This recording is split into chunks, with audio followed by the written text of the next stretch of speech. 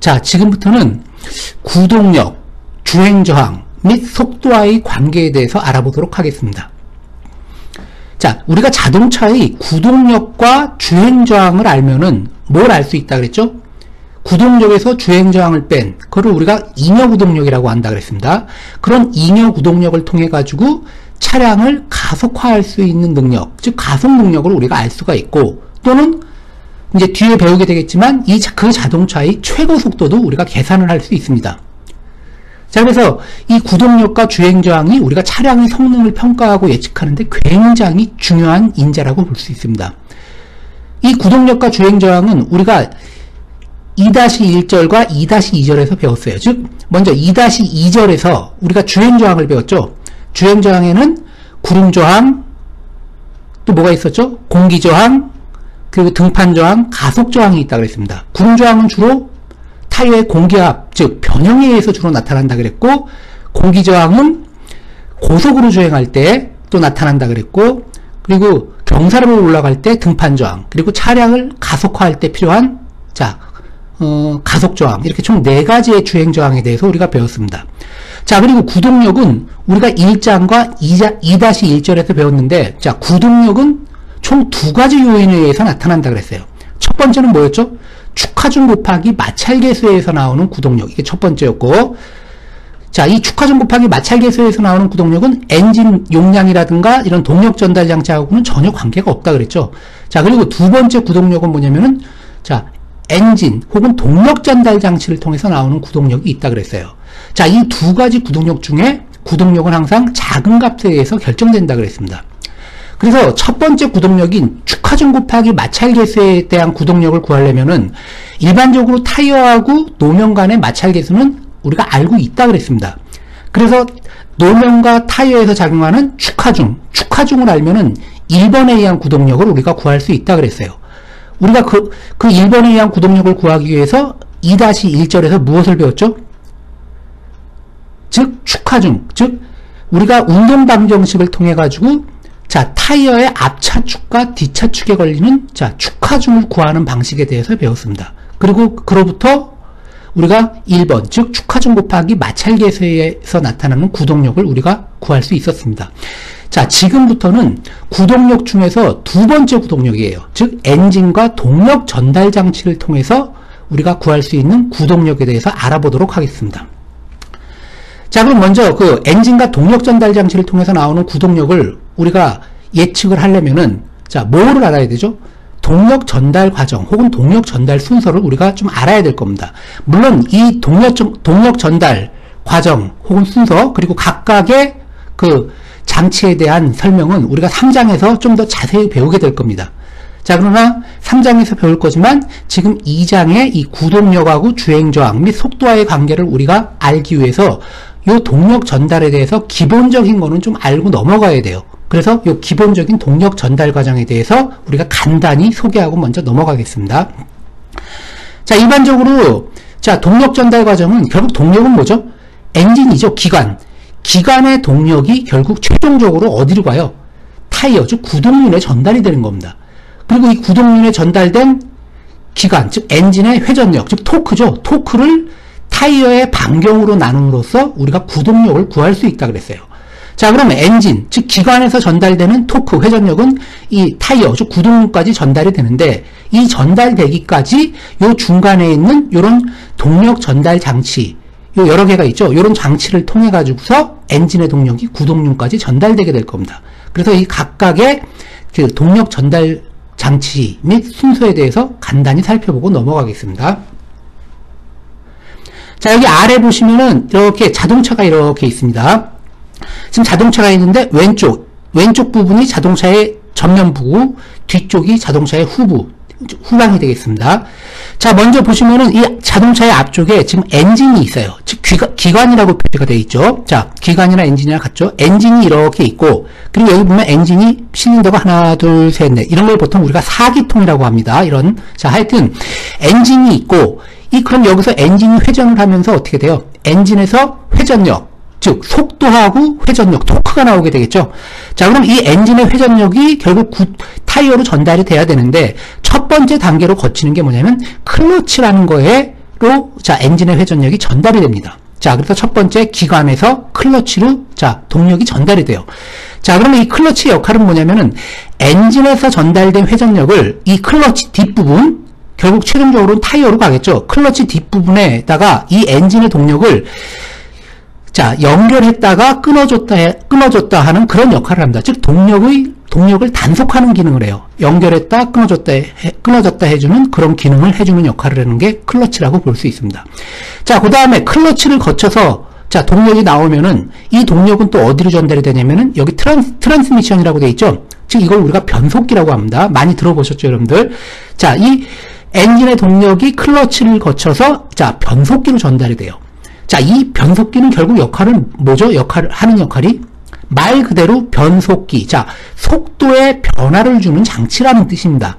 자, 이 엔진에서 나오는 이 회전력이 변속기에서 어떻게 돼요? 기어가 서로 연결이 되어 있죠. 이 기어를 좀 더 큰 기어, 혹은 더 큰 기어, 혹은 작은 기어, 이 다른 크기의 기어에 이 동력을 전달함으로써 자, 즉 회전수의 변화를 주기도 하고, 혹은 뭐예요? 토크, 회전력의 변화를 주는 그런 역할을 해주는 게 변속기라고 할 수 있습니다.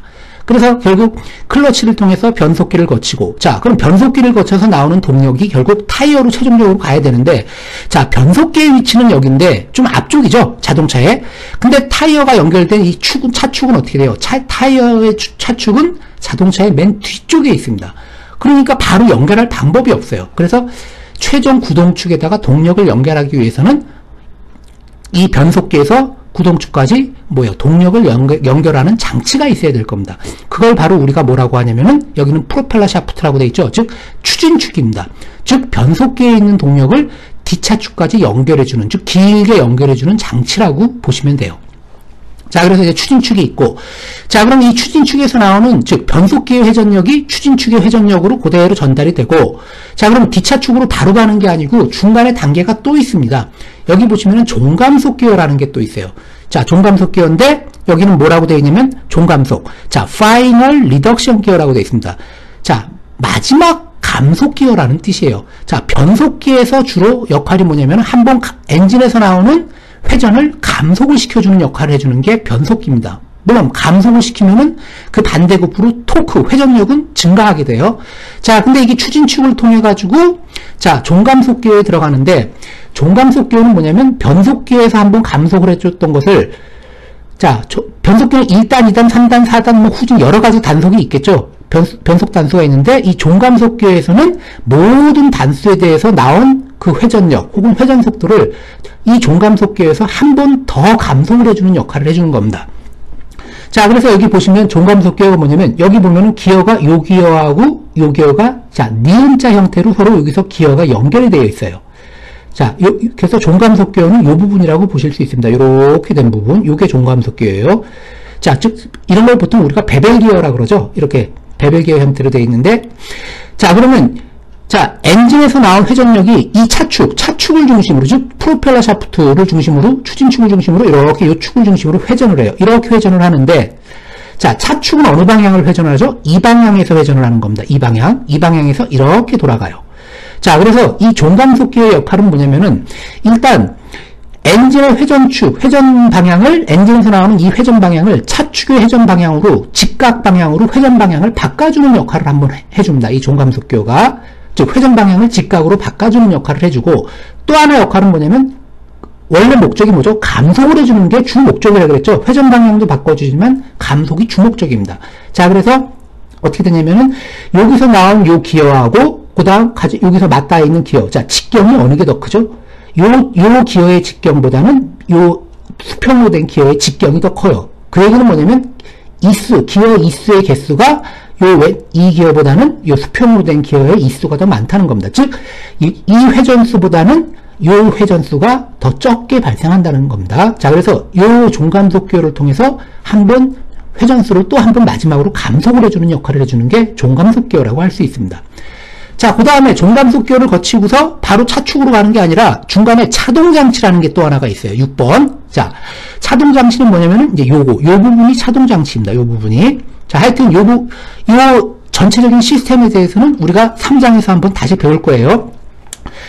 자, 차동장치는 어떤 역할을 해주냐면은 뒤에서 배우겠지만 하여튼 주로 우리가 선회할 때 곡선주로 방향을 틀 때 보면은 자, 이 바깥쪽 차축하고 안쪽 차축 간의 회전 속도가 틀려지게 됩니다.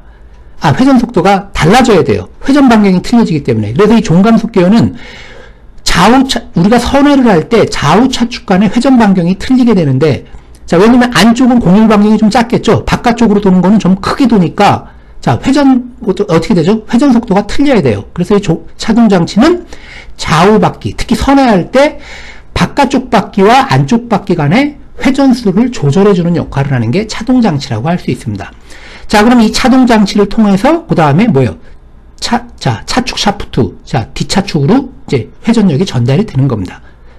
구동축이라고 그랬죠. 그 다음에 이 뒷차축에 결국 뭐가 연결이 돼요? 타이어, 즉 구동륜이 연결이 되는 겁니다. 자, 그래서 이 각각의 이런 동력 전달 장치에 대한 걸 제가 간단히 설명을 했고, 이 자세한 설명은 3장에 들어가서 제가 좀 다시 정확히 좀 설명을 하게 될 겁니다. 좀 더 자세히 배우게 될 거예요.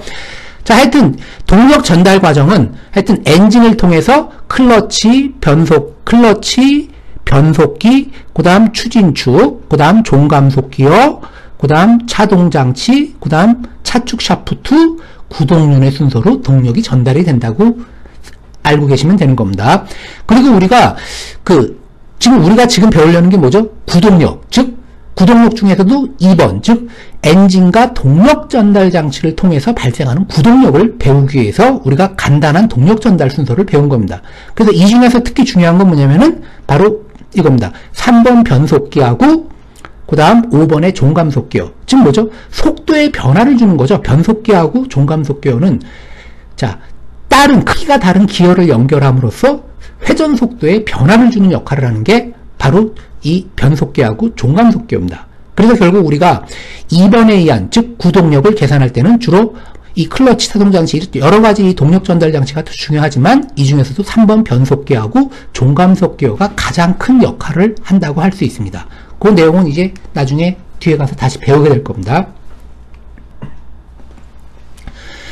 자, 앞에서 설명을 했지만, 자, 엔진에서 구동륜까지의 동력 전달 과정 및 기능에 대해서 한번 읽어보고만 넘어가겠습니다. 이 내용도 3장에 다시 들어가 있는 내용입니다. 자, 첫 번째 엔진, 엔진은 굳이 설명 안 할게요. 자, 두 번째 클러치. 클러치는 뭐죠? 조금 전에도 얘기했지만 엔진 동력의 연결 또는 단절 기능을 해주는 게 바로 클러치라고 할 수 있습니다. 그 다음 클러치를 거쳐서 나온 회전력은 뭐죠? 변속기를 통한다 그랬어요. 변속기는 뭐냐면은 말 그대로 속도에 변화를 주는 장치라 그랬죠. 물론 최종적으로는 자동차의 속도에 변화를 주는 거지만 그 전에 뭐죠? 기어의 회전수를 변화를 주는 장치라고 보시면 돼요. 그래서 하여튼 이 변속기는 자동차의 주행 상태에 따른 토크, 회전력이죠. 토크와 회전수의 증강 기능을 해주는 역할이 바로 변속기입니다. 즉 이거는 기어의 변속비 조절, 즉 기어의 이수, 크기가 다른 기어를 연결함으로써 변속비를 조절하게 돼요. 회전수를. 그 다음 또 변속기에서 나온 거는 추진축을 거친다 그랬죠. 변속기로부터의 동력을 종감속기어에 전달하는 역할을 해주는 게 추진축이고, 그 다음 추진축에서 나온 종감속기어, 종감속기어는 앞에서도 설명했지만 추진축에서의 동력을 그것과 직교하는 뒷차축에 전달함과 동시에 일정한 감속 기능을 하는 역할을 한다는 겁니다. 자, 감속을 한다는 거, 회전수의 감속을 시키면은, 회전수 감속하면 뭐죠? 이건 마이너스 요인이죠? 당연히 회전수가 적어지면 어떻게 돼요? 자동차의 속도가 줄 거 아니에요? 타이어가 천천히 돌아가니까. 그건 마이너스 요인이지만, 대신 뭐냐면은, 회전수가 감속하면은, 플러스 요인으로 작용하는 게 있습니다. 그건 뭐냐면, 회전수가 감소하면 대신 토크는 증가하게 돼요. 반대로, 기어를 통해서 회전수가 증가하면, 토크는 감소되는, 즉, 회전수하고 토크는 서로 반비례관계라고 생각하시면 되는 겁니다.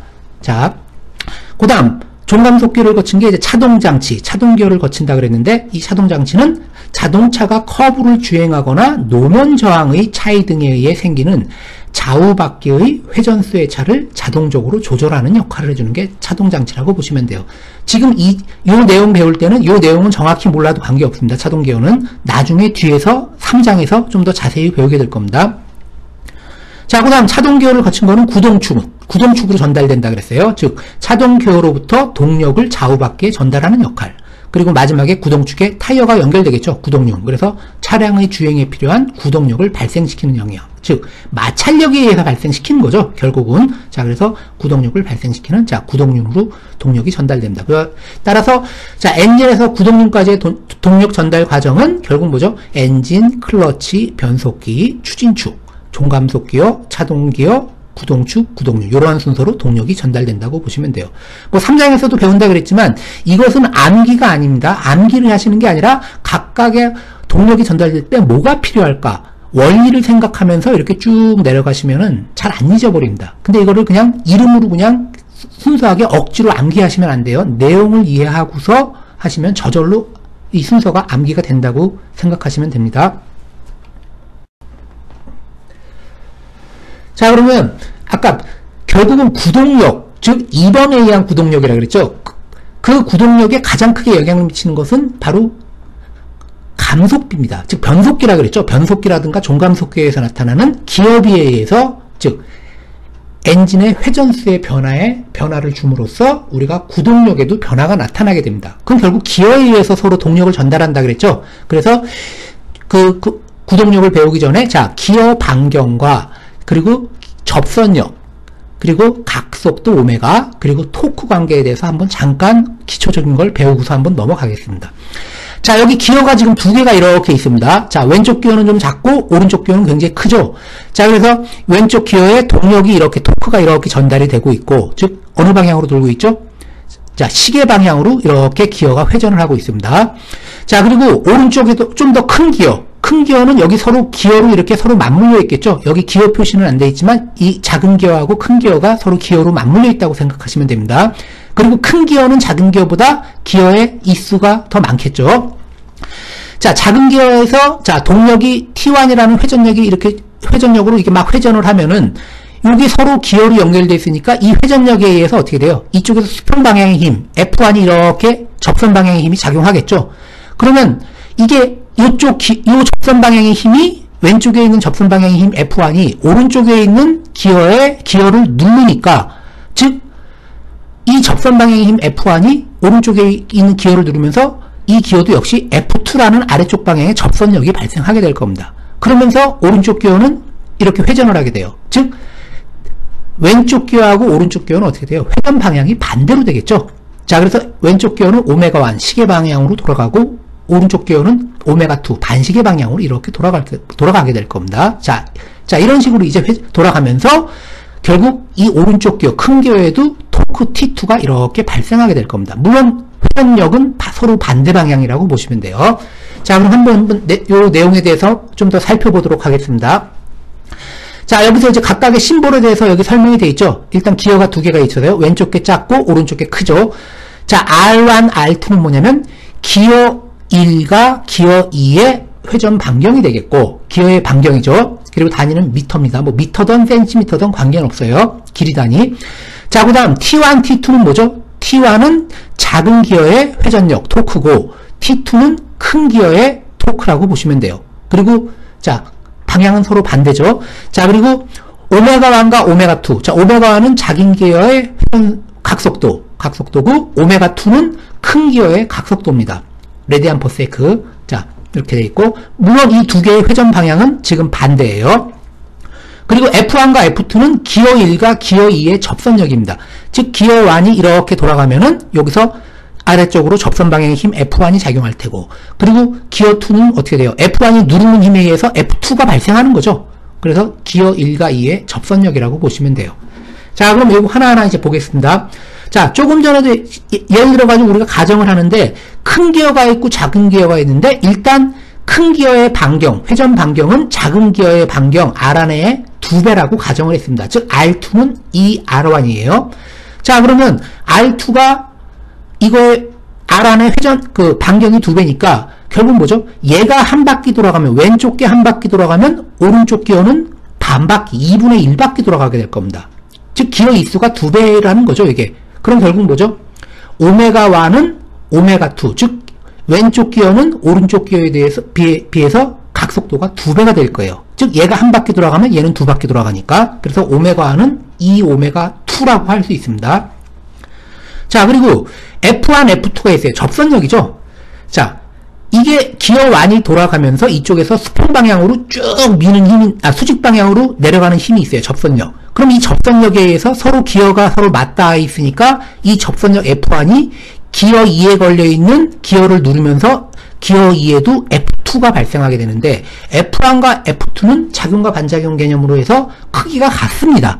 즉 F1과 F2는 접선력은 크기가 같아요. 두 기어의 접선력은 같습니다. 자, 우리가 근데 토크라는 게 뭐죠? 회전력이죠. 토크도 엄밀히 말하면 모멘트의 한 종류예요. 모멘트는 뭐죠? 힘 곱하기 모멘트 팔 길이, 힘에다가 모멘트 팔 길이를 곱한 게 우리가 토크, 즉 모멘트입니다. 자, 그래서 왼쪽 기어의 토크를 우리가 T1이라 그랬는데, 이 T1은 어떻게 쓸 수 있죠? T1은 이 접선력 F1에다가 모멘트 팔 길이가 어떻게 되죠? R1이에요. R1. 그래서 왼쪽 기어의 회전력 T1은 F1 R1이 되고, 자, 오른쪽 기어의 토크는 어떻게 되죠? T2. T2는, 자, 회전력은 F2고, 회전 반경은 뭐죠? 모멘트 팔 길이는 R2가 되겠죠? 자, 그래서 오른쪽 기어의 회전력, 즉, 토크 T2는 F2 R2가 될 겁니다. 자, 그러면, 우리가 일반적으로 T1은 알고 있어요. 입력값으로 들어오는 회전력이고, 그 다음 두 번째 기어를 거침으로써 다른 토크가 T2가 발생하게 되는데, 두 번째 기어의 토크 T2는 어떻게 계산할 수 있죠? T2는 F2R2라고 그랬는데, 자, F1하고 F2는 같다 그랬습니다. 그러니까 이 F2는 F1으로 쓸 수 있고, 자, 그리고 R2는 뭐죠? 큰 기어의 반경 R2는 작은 기어의 반경의 2배라 그랬어요. R2는 2R1. 그러니까 R2 대신에 2R1으로 쓸 수 있습니다. 그럼 결국 T2는 최종적으로 어떻게 쓰면 돼요? F1하고 R1이 뭐죠? 결국 T1이라 그랬습니다. 앞에서 T1은 F1 R1. 그러니까 F1 R1은 T1이고. 근데 여기 곱하기 2가 있으니까 T2는 2T1이 된다는 겁니다. 그래서 결론적으로, 자, 기어비가 지금, 기어가 2배가 커요, 직경이. 자, 그때 이 기어 2의 회전력, 토크 T2는 기어 1의 토크의 2배가 된다는 겁니다. 자, 2배가 돼요. 물론 기어 2의 회전 속도는 어떻게 되죠? 기어 1의 반으로 줄어들죠. 즉, 회전 속도는 반으로 줄어들어요. 기어 2의 회전 속도는 반으로 줄어들지만 토크는 2배로 증가한다는 겁니다. 자, 그래서 결론적으로 우리가 이 자동차는 주로 변속기에서 기어가 서로 연결돼 가지고 동력을 전달하게 되는데, 기어의 크기가 다른 기어를 서로 연결시킴으로써 우리가, 즉 회전 속도의 변화라든가 토크, 회전력의 변화를 주는 역할을 해주는 게 바로 변속기입니다. 자, 그래서 결론적으로 기어의 직경이 2배가 되면, 즉 기어의 직경이 2배가 된다는 것은 기어의 2의 개수, 이수가 2배가 된다는 의미죠. 즉 기어의 직경이 2배가 되면, 자, 이거에 비해서 R2는 기어의 직경이 2배가 됐죠. 기어의 직경이 2배가 되면 회전 속도, 즉 각 속도는 2분의 1로 감소해요. 즉 얘가 한 바퀴 돌면 얘는 2분의 1바퀴 돈다 그랬죠. 회전 속도는 2분의 1로 감소합니다. 그러나 토크, 회전력은 뭐라 그랬죠? 2배로 증가하게 된다는 겁니다. 자, 그래서 결국 기어의 회전 속도와 토크는 반비례 관계로 보시면 돼요. 즉 각 속도가 2배가 되면 회전 속도는 뭐예요? 반으로 줄고, 각 속도가 반으로 줄면 대신 회전 속도는 2배가 되고, 결론적으로 뭐냐면 회전 속도하고 회전 속도하고 토크의 곱은 항상 일정하게 유지가 된다고 생각을 하시면 됩니다.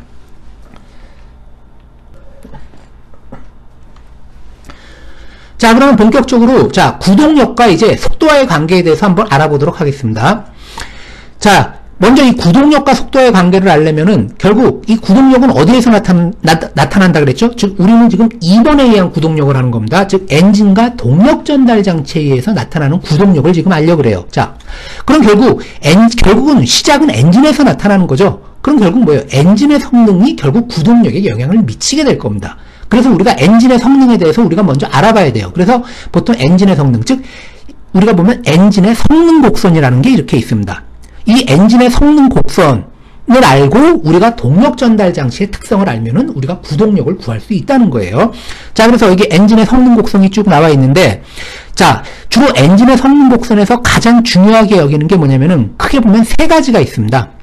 여기 보시면은 첫 번째, 여기 X축이 뭐죠? 엔진의 회전수입니다. 엔진의 회전수 RPM으로 되어 있죠. RPM은 분당 회전수입니다. 그래서 여기 엔진의 회전수는 0부터 580까지 되어 있어요. 점점 증가하고 있죠. 그러나 이게 여기 보면은 엔진의 회전수는 곱하기 10 RPM이라고 되어 있습니다. 그러니까 전부 다 곱하기 10으로 해주면 이거는 뭐 100이 아니라 1000rpm, 2000rpm, 3000rpm부터 5800rpm까지 이렇게 X축으로 되어 있습니다. 여기 왜 1000으로 안 쓰고 왜 100으로 해놓고 곱하기 10으로 해줬냐? 이거 자, 궁금할 수 있는데, 어떨 때 이런 식으로 우리가 좌표를, 그래프를 그리냐면은, 여기다가 1000, 2000, 3000, 4000 하면 어떻게 돼요? 숫자가 너무 다닥다닥 붙어서 보기가 힘들겠죠? 그래서 이런 식으로 표현한다는 겁니다. 다른 식으로 표현하면 어떻게 할 수 있죠? 100, 200이 아니라 10으로 써도 관계없어요. 10, 20, 30, 40 이렇게 쓰고, 여기다가 곱하기 100rpm에도 역시 마찬가지라고 보시면 돼요. 하여튼 X축은 엔진의 회전수죠. 분당 회전수 RPM으로 표시되어 있고, 0에서 5800rpm까지 주어져 있고, 자, 그 다음에 Y축은 뭐죠? 엔진의 출력축입니다. 즉, 파워죠, 파워. 동력. 즉, 마력입니다, 마력. 원래 SI 단위, 즉, 국제 단위계는 이제 킬로와트 단위로 쓴다 그랬는데, 일단 이 그림에서는 일반 마력으로 표시가 되어 있습니다. 뭐, 같은 개념이죠. 자, 그래서 엔진의 RPM이 증가함에 따라 이 엔진의 마력, 출력은 어떻게 증가하는가를 나타낸 그림입니다. 자, 그래서 그거에 해당하는 그래프가 바로 뭐냐면은 요 라인이에요. 요 라인입니다. 요게 엔진의 RPM에 따른 자, 출력, 동력 관계를 나타낸 겁니다. 자, 이 그림을 보시면 어때요? 엔진의 회전수가 증가할수록 지금 뭐죠? 출력은 어떻게 되죠? 동력은 뭐 여기 100, 예를 들어서 1000rpm일 땐 대략 20마력, 뭐 2000rpm일 땐 대략 40마력 이렇게 엔진의 회전수가 증가함에 따라 그 엔진에서 내는 출력도 거의 비례관계로 이렇게 증가한다고 볼 수 있습니다. 즉 엔진의 RPM이 2배가 되면 출력도 2배가 되고 성능의 RPM이 3배가 되면 출력도 3배가 되고 이런 비례관계로 이렇게 나타난다는 것을 알 수 있습니다. 그래서 첫 번째로 중요한 게 바로 뭐냐면 엔진의 성능 곡선에서 첫 번째가 중요한 게 엔진의 회전 속도, 즉 RPM에 따른 여기 두 번째로는 요 밑에네요. 엔진의 회전 속도에 따른 동력 관계가 굉장히 중요합니다. 그래서 첫 번째 엔진의 회전 관계에 따른 동력 관계가 주어져 있고, 자, 또 중요한 거, 어떻게 보면 더 중요하다고 할 수 있습니다. 구동력에서는 토크가 중요하죠. 그래서 이번에는 뭐냐면 엔진의 RPM에 따른 토크 관계 곡선이 바로 요겁니다. 근데 Y축은 뭐죠? 출력 관계죠. 그래서 토크에 대한 곡선. 요때 Y축은 요걸 보신다고 보시면 돼요. 축토크. 뭐 11kg 폴스 미터부터 15까지 이렇게 나와 있죠. 엔진의 RPM이 증가함에 따라서 토크가 어떻게 증가하는가. 이렇게. 자, 그래서 엔진의 회전 속도, 즉 RPM에 따른 토크 관계를 나타내는 게 바로 요 곡선이라고 할 수 있습니다. 자, 근데 여기서 RPM에 따른 토크 T는 어떻게 돼요? RPM이 증가함에 따라, 아까 이 마력은 어떻게 된다 그랬죠? RPM이 증가함에 따라 마력, 즉 출력은 거의 비례관계로 증가했어요. RPM이 2배가 되면 토크도 2배, RPM이 3배가 되면 토크도 3배 이렇게 증가를 했는데, 토크가 아니라 그 파워, RPM이 증가함에 따라 이 파워는, 동력은 거의 비례관계로 증가를 했는데, 토크는 어때요? RPM이 증가하는데 크게 변화가 없어요. 크게 변화가 없죠. 거의 일정하죠. 물론 정확히 일정한 건 아니에요. 일직선에 대해서 보면 조금 증가했다가 다시 또 이렇게 내려오는 이런 약간 위로 볼록인 형태로 이렇게 나타났습니다.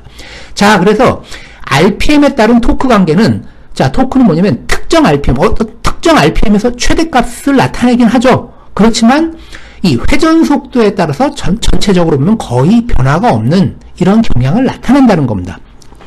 근데 아까 출력은 어떻게 됐죠? RPM이 증가함에 따라 출력은 증가했죠. 그러나 토크는 RPM에 따라 거의 변화가 없다는 거. 이게 굉장히 중요합니다. 자, 이 얘기는 무슨 얘기예요? 우리가 자동차를 운전하다가, 자, 보통 지금 자동차를 운전하고 있습니다. 지금 한 2000rpm 정도로 주행을 하고 있어요. 엔진 속도가. 자, 그럼 우리가 악셀라이터를 밟아요. 악셀을 밟으면 어떻게 되죠? 엔진 속도가 빨라지겠죠? 엔진 속도가 막 빨라집니다. 자, 그럼 엔진 속도가 빨라지면 어떻게 돼요? 출력이 올라가요. 그죠? 동력이 올라가겠죠? 동력은 올라가는 겁니다. 자, 당연히 악셀을 밟으면 동력이 올라가야 되겠죠. 악셀 밟았는데 동력이 줄어들면 악셀을 밟을 이유가 없죠. 자, 악셀레이터를 밟으면 엔진의 회전수가 올라가면서 동력이 증가하게 됩니다. 자, 근데 특이한 게 뭐냐면 악셀을 밟으면 엔진 회전수가 증가한다 그랬는데, 자, 토크는 어때요? 증가를 안 한다는 겁니다. 자, 물론 요 구간에서는 1000rpm에서는 악셀을 밟았더니 자, 조금 증가는 해요. 여기 대략 한 3, 4천 정도까지는 증가를 했어요. 토크가 약간 증가했죠. 여기서 요만큼 높이 증가했어요. 근데 악셀을 더 밟았더니 이번엔 어떻게 돼요? 오히려 토크가 감소하고 있습니다. 즉 회전력이 감소를 한다는 거예요. 자, 좀 이상하죠? 이게 악셀을 밟으면은 결국 뭐예요? 힘이 세져야 되잖아요. 토크가 회전력이 세져야 되는데 악셀을 밟아서 엔진의 회전 속도가 증가했는데도 결국 토크에는 큰 변화가 없다는 뜻입니다. 자, 그래서 그건 나중에 다시 설명을 하겠습니다. 자, 그래서 하여튼 토크 T는 특정 RPM에서 최대이나 전반적으로 보면은 회전 속도에 따라 거의 일정한 경향을 나타낸다는 겁니다. 자, 근데 조금 전에 엔진의 회전 속도에 따른 동력 관계는 어떻게 돼요? 동력은 회전 속도에 거의 비례하게 나타난다 그랬죠? 토크는 변화가 없는데 동력은 증가를 해요. RPM이 증가함에 따라. 자, 그럼 한번 토크에 대한 식을 동력에 대한 식을 한번 보겠습니다. 우리가 앞에서 동력에 대한 걸 배웠어요. 자, 동력 P, 파워죠. 파워는 뭐라 그랬죠? 단위 시간 동안에 한 일의 양이라 그랬습니다. 그래서 DT분의 DW. W는 1, 워크. 힘 곱하기 이동한 거리의 곱이라 그랬죠. 그러니까 이거는 DT분의 DFS를 놓을 수 있고, 힘 곱하기 이동한 거리 S. 자, 그리고 이 DT분의 DS, 엄밀히 말하면 이게 뭐죠? 이게 속도라 그랬죠. 이동한 거리를 시간으로 나눠준 거. 즉 거리를 시간에 대해서 미분해준 걸 속도라 그랬으니까 이건 다시 쓰면은 FV라 그랬습니다. 힘 곱하기 속도가 역시 동력이라 그랬어요. 파워. 그리고 자, 우리가 여기까지는 우리가 앞에서 배웠습니다. 자, 근데 이 원운동을 할 때, 회전운동을 할 때 회전 반경이 R인 지점에서 이 접선의 속도, 이 속도는 어떻게 되죠? 자, 우리가 원운동할 때 속도는 R오메가라 그랬습니다.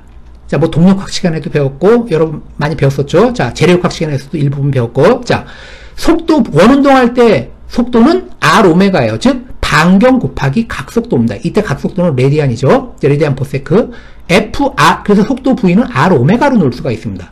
자, 그 다음에, 요 FR이 뭐죠? 아까 조금 전에 기어에서 설명했지만, 힘 곱하기 반경. 이걸 바로 뭐라 그랬어요? 토크라 그랬죠?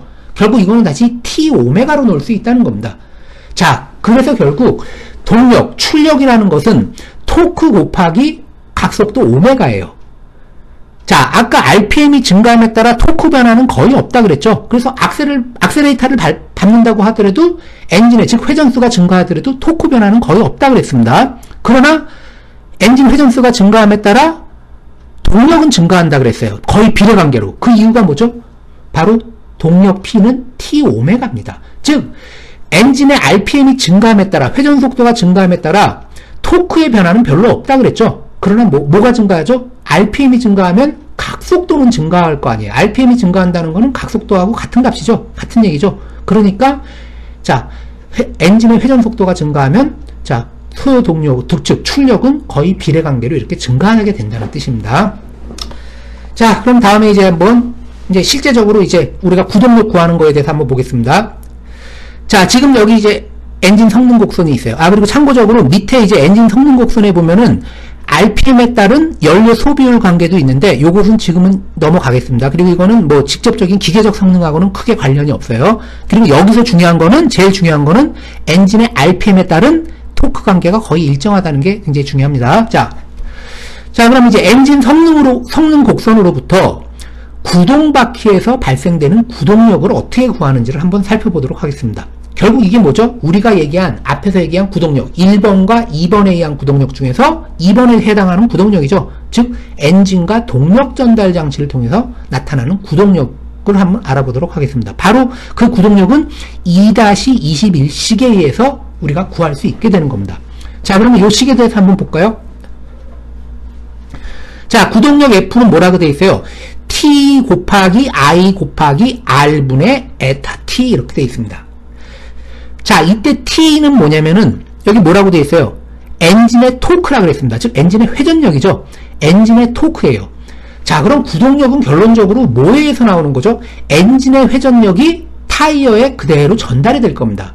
즉 타이어에 전달되는 회전력, 즉 토크죠. 타이어에 전달되는 회전력에 의해서 구동력이 나오게 돼요. 즉 좀 더 정확히 얘기하면 타이어에 전달된 토크를 타이어 반경으로 나눈 게 구동력이라 그랬습니다.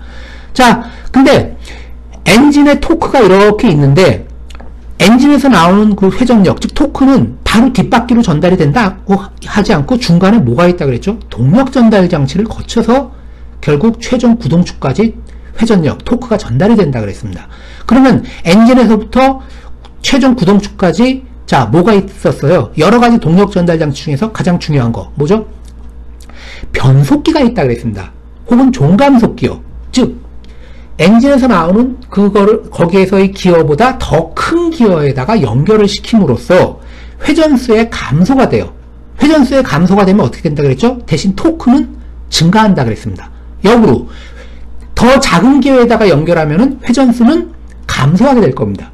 그때는 어떻게 돼요? 회전력, 토크는 거꾸로 증가하게 될 거예요. 즉 회전수 곱하기 토크의 회전수하고 토크의 곱은 항상 일정하게 나타난다고 생각을 하시면 돼요. 자, 그래서 엔진에서 나오는 토크가 타이어에 전달되기 전에 자, 변속기하고 종감속기어를 거치니까 기어비, 큰 기어하고 연결하기 때문에 자, 기어비가 발생하게 되는 겁니다. 즉 기어 2쇄의 차이에 의해서 기어비, 즉 감속이 된다는 뜻이에요. 자, 그래서 여기 I 값이 있는데 이게 뭐냐면은 총 감속비라고 해서 여기 IT가 있고 IF라는 게 있습니다. 이 IT는 뭐냐면 T는 뭐냐면 트랜스미션, 즉 변속기예요. 그리고 F는 파이널 리덕션 기어에서 종감속기어, 즉 변속기의 감속비 곱하기 종감속기어의 감속비, 이 두 개를 곱한 게 전체 총 감속비라는 겁니다. 자, 이게 무슨 얘기냐면은 만약에 변속기에서 엔진에서 나오는 기어의 직경이 1인데 변속기에서 직경이 3인 거하고 연결을 했어요. 자, 그러면 어떻게 되죠? 회전수는 3분의 1로 줄겠죠? 근데 회전력은 3배로 증가하게 될 거예요. 자, 그리고 거기서 나온 거를 종감속기어에서 또 기어가 더 큰 거에다가 연결을 했어요. 뭐 기어가 뭐 2배로 직경이 크다.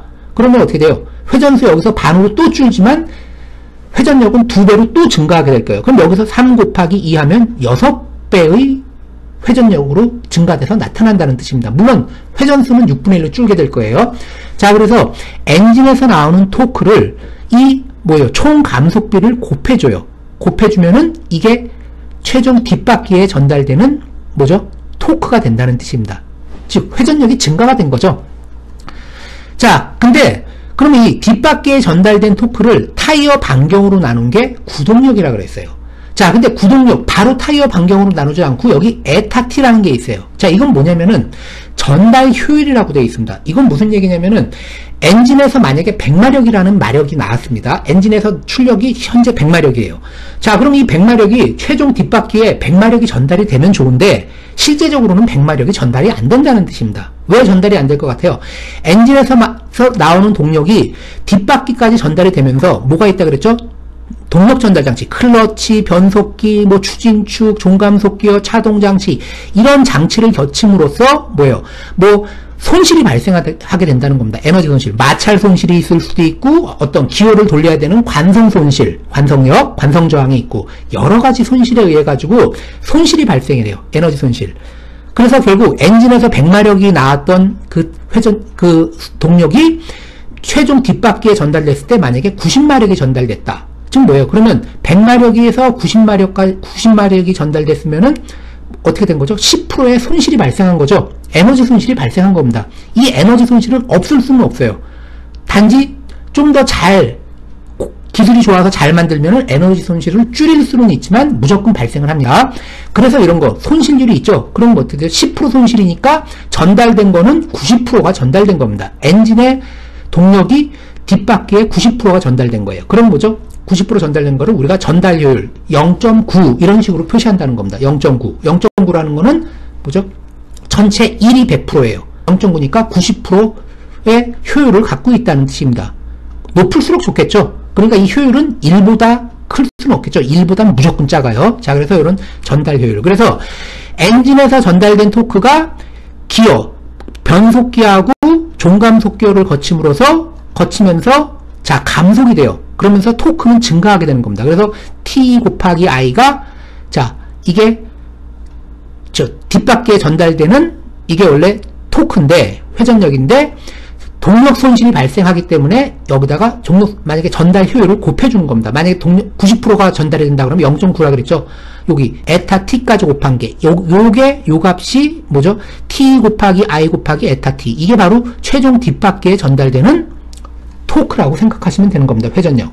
그럼 이 토크를 뭐죠? 이 회전력을 타이어 반경으로 나눠준 거, 이게 바로 이게 이 자동차의 구동력이 되는 겁니다. 즉 2-21에서 나온 20, 이게 바로 우리가 앞에서 구동력은 1번 축하중 곱하기 마찰계수에서 나오는 거, 2번 엔진 및 동력 전달 장치에서 나오는 구동력, 즉 두 번째 구동력, 즉 동력 전달 장치에서 나오는 구동력은 이와 같이 2-21식에 의해서 구할 수 있다는 겁니다. 이것도 그냥 무조건 외우시면 안 돼요. 개념을 여러분들이 이해를 하면서 이렇게 하면은 공식 잊어버리더라도 여러분들이 이거 다시 유도할 수 있습니다. 굉장히 중요한 공식이에요. 자, 외우지 말고 이해를 하시기 바랍니다. 자, 요거는 이제 앞에 있는 식이랑 똑같은데, 앞에는 그냥 뭐였죠? 변속기의 변속비하고 종감속기의 변속비 두 개를 그냥 합쳐가지고서 그냥 i로 놨죠, 그냥. 근데 요거를 분리시킨 겁니다. 사실 요게 좀 정확한 식이죠. 자, 그래서 앞에 식을 써도 되고, 요렇게 써도 되고. 근데 일반적으로 요 2-22식을 쓰시는 게 좀 편할 겁니다. 자, 요 식을 쓰시면 돼요. 자, 그래서 요 식에 의해서 우리가 자동차의 구동력, 즉 2번 동력 전달 장치에 의해서 나오는 구동력을 우리가 구할 수 있습니다. 물론 엔진 및 동력 전달 장치에서 나오는 구동력이 되겠죠. 자, 그 다음에 이제 이건 구동력이고, 그 다음에는 우리가 자동차의 속도입니다. 속도.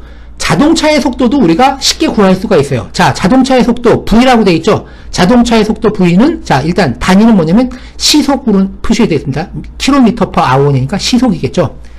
자, 자동차의 속도는 또 어떻게 구할 수 있습니까? 그거는 우리가 엔진의 회전수에 의해서 구할 수 있습니다. 기본이 엔진의 회전수예요. 자, 엔진이 RPM으로 주어져죠. 몇 RPM, 뭐 2000rpm, 3000rpm. 엔진의 회전수가 결국 뭐예요? 타이어의 회전수로 전달이 되는 겁니다. 자, 그럼 우리가 타이어의 회전수만 알면은 우리는 자동차의 속도를 구할 수 있다는 거예요. 자, 타이어가 만약에 예를 들어서 1시간에 뭐 100바퀴 돌아간다. 그럼 뭐예요? 100 곱하기 타이어의 반경, 100에다가 타이어 반경 곱해주면은 뭐예요? 이게 굴러간 거리가 되겠죠? 이런 식으로 타이어의 회전수만 알면 우리가 그 자동차의 속도를 구할 수 있다는 겁니다. 자, 그러면 이 식도 한번 볼게요. 요 N이 뭐냐면은 엔진의 회전 속도입니다. RPM이에요. 분당 회전수. 근데 우리는 지금 보통 일반적으로 자동차 속도 할 때, 자, 분당 몇 킬로 이렇게 표현 안 하죠. 시속 몇 킬로로 이렇게 표현을 합니다. 즉 1시간당 이동한 거리예요. 자, 그래서 근데 엔진은 보통 분당 회전수로 표시한다 그랬죠. RPM은 revolution per minute입니다. 그러니까 분당 회전수니까 여기다가 곱하기 60을 해줘요. 엔진의 RPM에다가 곱하기 60을 해주면 뭐죠? 엔진의 1시간 동안에 60분을 곱해준 거니까 엔진의 1시간 동안의 회전수가 될 겁니다. 자, 그럼 1시간 동안의 회전수죠. N 곱하기 60은 자, 1시간 동안의 회전수가 돼요, 엔진에. 자, 근데 결국 또 뭐죠? 1시간 동안의 회전수인데 우리가 동력 전달 과정을 통해 가지고 변속기하고 종감속기에서 자, 좀 더 큰 기어하고 연결을 했더니 감속이 됐어요. 기업이라고 합니다. 감속이 돼가지고 회전수가 감소했어요. 즉 감속비가 예를 들어서 뭐 5가 될 수도 있고 6이 될 수도 있고 그래요. 즉 감속비가 이렇게 있습니다. 그럼 뭐죠? N 곱하기 60은 결국 엔진의 회전수인데 타이어까지 전달이 되면서 이 변속기하고 종감속기를 거침으로써 회전수의 감소가 발생한 겁니다. 이게 뭐죠? 총감속비라 그랬죠? 그러면 엔진의 회전수를 타이어에 전달되기 전까지 총감속비로 나눠주면 결국 이게 뭐죠? 이게 바로 I분의 N 곱하기 60. 여기까지가 어떻게 됩니까? 요렇게 된 게 이게 바로 타이어의 회전수가 된다는 겁니다. 자, 그럼 타이어의 회전수를 알았으니까 자, 타이어가 쉽게 말해서 1시간 동안 몇 바퀴 굴러가는지를 이제 계산을 했습니다. 자, 그러면 이동한 거리는 어떻게 구하면 되죠? 타이어의 원둘레를 곱해주면 되겠죠? 타이어의 원둘레는 어떻게 구하면 돼요? 2파이R이죠? 2파이R. 그래서 2파이R을 곱해준 겁니다. 타이어 반경에다가 파이 3.14에다가 곱하기. 이걸 원둘레에 구하는 거죠? 그래서 2파이R 곱하기 I분의 N 곱하기 60. 여기까지가 뭐냐면은 자, 타이어가 1시간 동안 자, 이동하는 거리입니다. 자, 근데 지금 여기서 보통 타이어의 반경을 표시할 때 어떻게 해요? 타이어의 유효 반경 미터로 표시를 했습니다. 미터. 근데 우리가 자동차 속도할 때는 시속 몇 미터라고 안 하죠. 시속 몇 킬로미터라고 이렇게 표시합니다. 그러니까 여기서 나온 계산은 시속 몇 미터 단위로 주어져 있으니까 킬로 단위로 환산하기 위해서는 뭐예요? 1km는 1000m니까 1000으로 나눠주면 되겠죠. 1000으로 나눠주면은 결국 여기서 나오는 식에 의해서 2-23식에 의해서 우리가 이 자동차의 속도를 시속 몇 킬로미터라고 이렇게 구할 수가 있는 겁니다. 자, 굉장히 간단하죠. 자, 어때요? 엔진의 RPM 알고 있고 타이어 반경만 알고 있고 그리고 뭐요? 엔진에서부터 최종 구동축까지 감속비만 알면은 그 자동차의 속도 이렇게 구할 수 있다는 겁니다.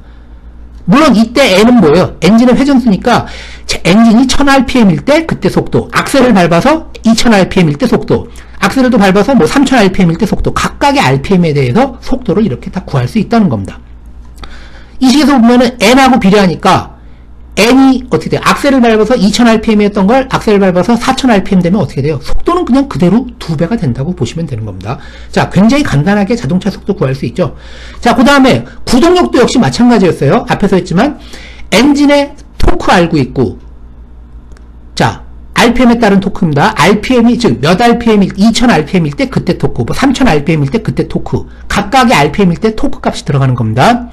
그러니까 여기서 나오는 구동력은 특정 RPM일 때의 구동력을 구하는 식이에요. 자, 특정 RPM일 때 엔진의 토크값 우리가 엔진의 성능 곡선에서 알고 있고, 그리고 엔진에서부터 최종 구동축까지 전달될 때 트랜스미션, 우리가 기어를 1단으로 했냐 2단으로 했냐 3단으로 했냐에 따라서 기업이 알고 있고 종감속 기업이 알고 있고, 그 다음 또 뭐죠? 타이어 반경 알고 있고, 그리고 동력 전달하는 과정, 엔진에서부터 구동축까지 동력 전달 효율, 뭐 0.9냐, 0.85냐, 0.95냐, 이거 알고 있고. 자, 이래서 쉽게 요 2-22시계에서 자동차의 구동력을 이렇게 쉽게 알 수 있다는 겁니다. 그럼 우리가 여기서 이게 뭐죠? 이게 무슨 구동력이라고 그랬죠? 1번과 2번 중에서 엔진과 동력 전달 장치에 의해서 나타나는, 구할 수 있는 구동력이라고 그랬습니다. 이 구동력이 축하중 곱하기 마찰계수에서 나오는 구동력보다 작으면은 자동차의 구동력은 이거에 의해서 결정이 되는 거고, 그리고 여기서 구한 구동력이 축하중 곱하기 마찰계수에서 나오는 구동력보다 만약에 이 동력 전달 장치에서 나오는 구동력이 크다. 그럼 뭐죠? 1번, 즉 축하중 곱하기 마찰계수에서 나오는 구동력에 의해서 자동차의 구동력은 결정된다고 보시면 되는 겁니다. 자, 이와 같이 우리가 2-1절에서는 축하중 곱하기 마찰계수에서 나오는 구동력을 우리가 구하는 걸 배웠고, 자, 여기서 뭐예요? 엔진 및 동력 전달 장치에서 나오는 구동력을 여기서 이제 배웠습니다. 자, 그리고 속도, 역시 자동차의 속도도 이와 같은 식으로 구할 수 있다는 것을 우리가 배웠습니다. 자, 그러면 한번 예제를 한번 보겠습니다. 자, 예제 한번 볼게요. 그림 2-9가 있습니다. 자, 여기 그림 2-9는 뭐죠? 아까도 얘기했지만 엔진의 성능 곡선이에요. 엔진의 RPM에 따른 출력 관계, 요 곡선, 또 엔진의 RPM에 따른 토크 관계가 이렇게 있습니다. 물론 여기서는 구동력하고 보통 그 뭐죠? 자동차 속도 구하고 할 때는 주로 엔진의 RPM에 따른 토크 관계는 쓰지만 요 동력 관계식은 사실 쓰진 않아요. 요 곡선 안 쓰고 일단 요 토크 곡선만 쓴다고 보시면 돼요. 자, 그림 2-9에서 엔진이 2000rpm일 때, 2000rpm이면 여기죠, 여기. 쭉 해서 0부터 5800까지니까 2000rpm일 때, 그때 엔진의 축 토크가 약 14kgm/m로 주어져 있다 그랬어요. 자, 그럼 무슨 얘기냐면 토크 곡선은 뭐죠? 요 곡선이라 그랬어요. 즉 엔진이 2000rpm일 때 쭉 올라가 보세요. 쭉 올라가서 여기 딱 만나죠. 여기서 오른쪽으로 쭉 다시 갔더니 요때 14랑 요 점이랑 딱 만난다는 겁니다. 그래서 엔진이 2000rpm일 때 그때 엔진의 토크는 14kgm/S가 된다는 겁니다. 물론 다른 RPM일 때는 토크는 또 그때그때 변하겠죠. 그러나 전반적으로 볼 때 토크의 크기는 RPM에 따라 크게 변하진 않고 요 폭이 요 범위 안에서 왔다 갔다 하고 있습니다. 자, 하여튼 요 문제에서는 엔진이 2000rpm일 때 하여튼 축토크가 14kgm/S라고 주어져 있습니다. 이러한 조건과 아래 표로부터 이 자동차가 4단일 때 다음을 구하시오 그랬어요. 4단일 때, 그러니까 엔진 우리가 기어 변속하죠. 1단, 2단, 3단, 4단 이런 4단일 때 자동차의 구동력 F를 구하라 그랬고, 그 다음에 자동차의 속도 V를 구하라 그랬습니다. 자, 그리고 여기 뭐라고 되어 있습니까? IF는 뭐예요? 자, 종감속 기업, 단 종감속 기업비는 3.7이라 그랬고, 자, 여기 트랜스미션 여기 나왔는데, 여기 밑에 표에 나와 있군요. 요걸 먼저 볼게요. 자, 여기 이제 표가 이렇게 있는데, 자, 요 자동차의 감속비라 그랬어요. 변속기의 변속단수. 자, 변속단수. 1단, 2단, 3단, 4단 후진이 있는데, 이 변속기의 변속비는, 자, 4단일 때는 1.0이에요. 즉, 엔진에서 나오는 회전수가 4단으로 변속을 했을 때는 변속기에서 연결되는 게 뭐냐면, 엔진에서 나오는 연결된 기어하고 변속기의 기어가 같은, 크기가 같은 기어를 연결한다는 겁니다. 그럼 변속기를 거쳐서 나왔을 때 회전 속도에 변화가 없어요. 거의 직결로 연결한 개념입니다. 자, 그리고 3단일 때는 좀 더 큰 기어랑 연결을 하니까 기어비가 좀 회전 속도가 줄겠죠. 그때 기어비는 1.403. 2단일 때는 더 큰 기어랑 연결하니까 2.124. 뭐 1단은 이렇게 돼 있고, 후진 또 이렇게 돼 있습니다. 후진은 반대 방향으로 돌겠죠. 더욱이. 자, 그리고 종감속 기어. 자, 추진축을 거쳐서 종감속 기어가 있다 그랬는데, 종감속 기어는 변속비가 3.7로 주어져 있어요.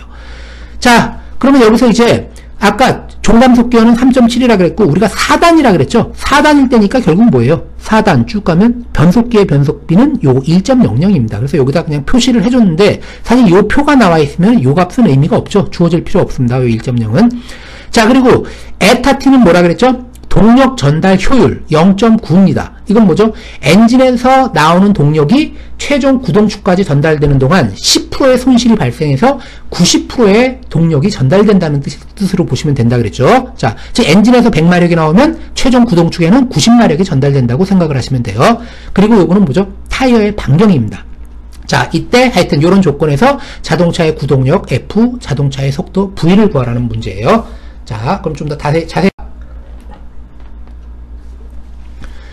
자, 앞에 그림 문제인데 그냥 제가 여기다 문제를 그냥 다시 한번 썼어요. 자, 요거 다시 이제 설명을 하려고. 아까 이제 문제에다가 설명하기는 애매해가지고, 자, 앞에 문제는 아무 표현이 없죠. 자, 같은 문제를 놓고서 여기다 표현을 다시 했습니다. 사실 여기는 엔진이 2000rpm일 때 축토크가 이렇게 주어져 있습니다.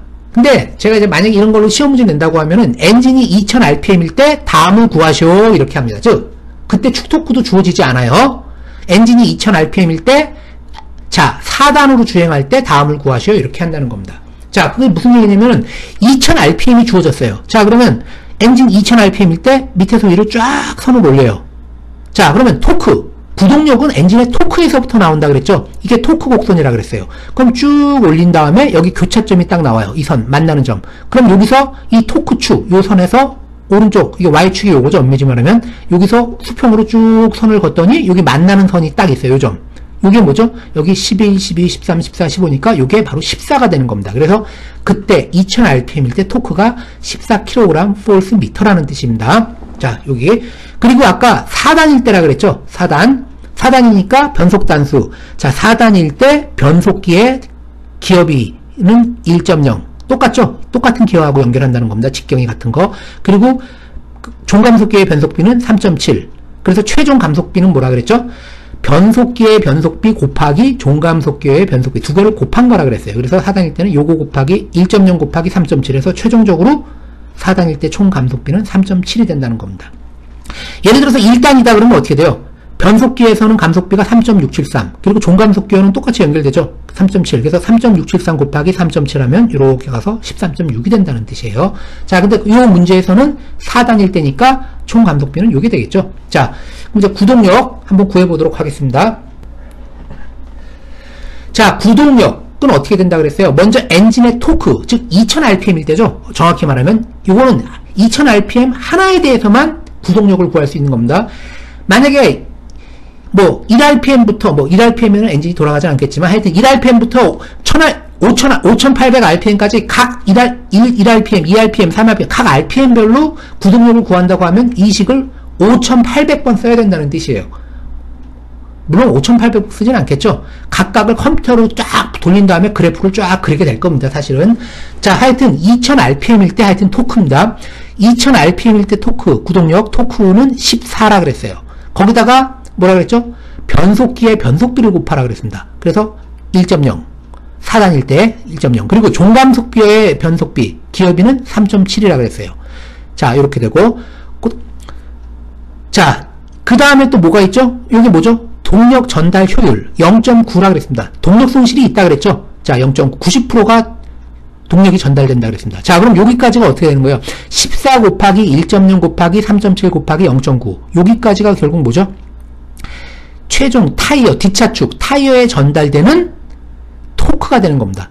토크. 자, 그럼 타이어에 전달되는 토크를 뭐로 나눠준 게 구동력이라고 그랬죠? 타이어 반경 0.281m로 나눠주면은 이게 바로 이때 자동차의 구동력 152.456kgf. 이렇게 자동차의 구동력을 이와 같이 구할 수 있습니다. 자, 그리고 아까도 얘기했지만 RPM에 따라서 토크 증가는 거의 없다 그랬죠? 이런 식으로 나타났어요.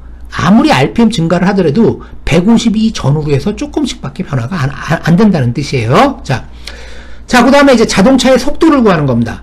자, 자동차의 속도는 어떻게 구한다 그랬죠? V는 아까 뭐라 그랬어요?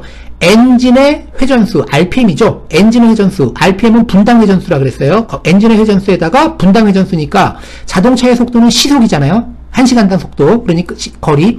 그래서 분당 회전수에다가 곱하기 60분 해주면은, 자, 이건 뭐요? 엔진의 1시간 동안의 회전수가 되고, 그 다음, 기어비, 감속비.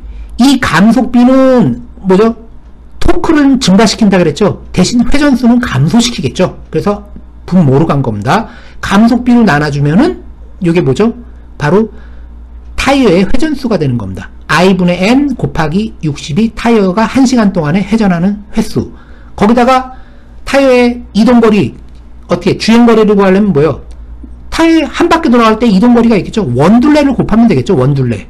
곱해주면 결국 1시간 동안에 이동한 거리를 구할 수 있다는 겁니다. 2πr I분의 N 곱하기 60. 자, 근데 이때 단위는 뭐죠? 미터죠, 미터. 타이어 반경 미터로 주어졌으니까 우리가 속도는 시속 몇 킬로니까 킬로미터 단위로 환산해야 되기 때문에 1000으로 나누면은 이제 킬로미터 단위로 환산할 수 있다 그랬습니다. 자, 그럼 요 식에다가 대입하시면 되죠.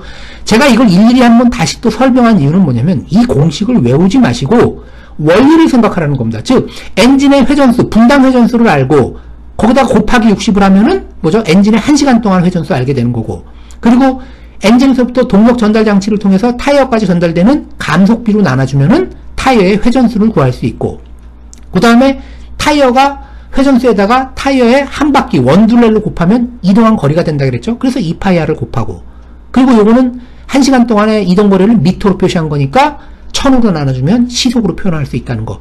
이런 식으로 원론적으로 이해를 하면서 하면은 공식을 잊어버려도 관계가 없다는 뜻입니다. 그러니까 이거를 그냥 무작정 외우시지 마시고 이거를 원리를 따지면서 이렇게 보시기 바랍니다. 공식 외우면은 무조건 잊어버리게 돼 있어요. 자, 그럼 이제 이 식에 대입만 하면 되겠죠. 2 곱하기 파이는 그냥 일단 3.14로 했습니다. 그리고 타이어의 반경 0.281m. 그리고 N, 아까 2000rpm. 그리고 감속비, 총 감속비는 뭐죠? 변속기의 감속비, 아까 4단위니까 1.0, 그리고 종감속기의 감속비 3.7이라고 했습니다. 그래서 1.0 곱하기 3.7로 나눠주면 되고, 그 다음 곱하기 60, 아까 뭐죠? 분당 회전수에다가 곱하기 60분 해주니까 시간당 회전수가 되고, 그리고 단위가 미터니까 1000으로 나눠주면 킬로미터로 환산할 수 있다고 했습니다. 그래서 이렇게 나온 값은 뭐죠? 2000rpm일 때죠. 2000rpm일 때 이 자동차의 속도는 시속 57.233km로 주행을 할 수 있다는 겁니다. 물론 RPM이 만약에 2000이 아니라 4000rpm이 됐어요. 그럼 어떻게 돼요? 대략 115km 정도 되는 거죠, 시속. 자, 그리고 뭐 6000rpm이면은 뭐 160km 이상 나오는 거고, RPM의 비례관계로 해서 자동차의 속도는 이렇게 비례관계로 증가하게 되는 겁니다. 지금까지 하여튼 우리가 구동력과 엔진의 성능 곡선으로부터 자동차의 구동력, 그리고 자동차의 속도를 구하는 거에 대해서 우리가 지금까지 배웠습니다.